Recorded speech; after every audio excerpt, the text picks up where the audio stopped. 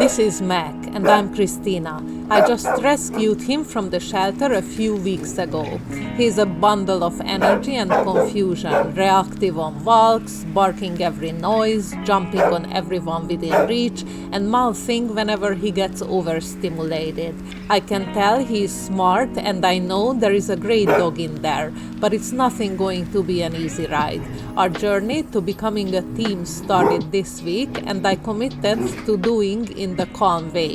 No yelling, no flooding, just structure, understanding, and the calm protocol. When I started this week, I wasn't aiming for perfection. I just wanted to be intentional, to slow things down, to be the calm that Mack could anchor to. The calm protocol isn't a checklist, it's a mindset shift. And as I walked into week 1, I was reminded how much our dogs mirror us. If I show up scattered and distracted, Mack will be too. So we started not with commands, but with calm.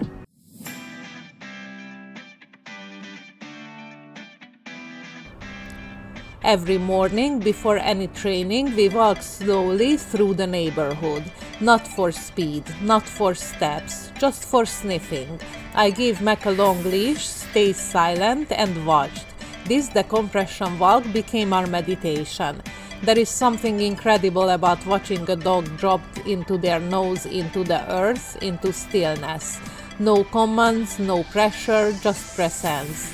10 minutes of sniffing in the grass seemed to do more for his regulation than any obedience drill. And for me, it quieted the rush in my chest before the day even started.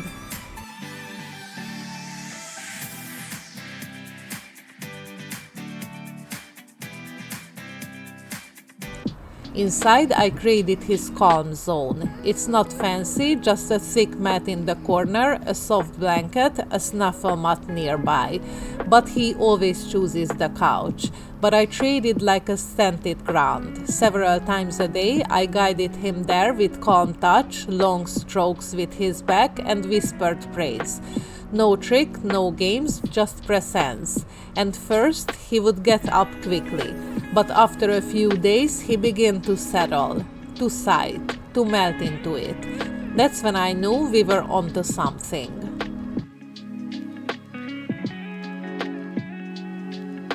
One of the most interesting shifts came with the auto check-ins. Instead of constantly calling his names, I just waited. And when he looked back at me, even just for a second, and I marked it yes and treat. It was subtle at first, but by day 4, he was checking in more often, like he was saying, "Hey, we are still good, right?" That mutual awareness became the thread running through our walks, our training, and even our downtime.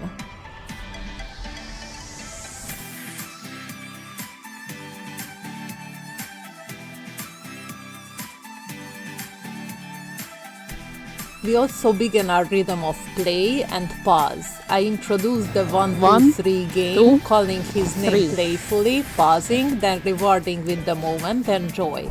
He caught on fast. I would say 1, 2, 3, and he would run towards me, tail high, eyes bright. I built energy, built in a structured way. Right after, we would cool down with a simple find it session outside, tossing treats into the grass and letting his nose take over. He would scatter sniff like a bloodhound on the treasure hunt. It reset his brain from hyper to focus and gave me a chance to reinforce calm after stimulation.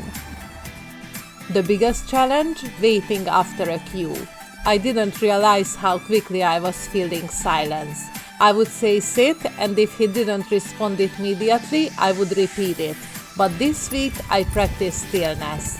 I gave the cue once, then waited 5 seconds, sometimes 10. And wouldn't you know it, he did respond. Sometimes slowly, sometimes after thinking. But he responded. I learned that Mack needs space to process. And giving him that space didn't just improve performance, it deepened our connection.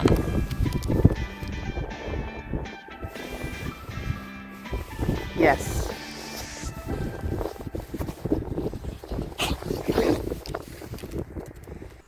Each evening we wrapped with a calm down ritual. Soft music, chew time on his bed, a short petting session. I praised slow breathing and I stroked behind his ears.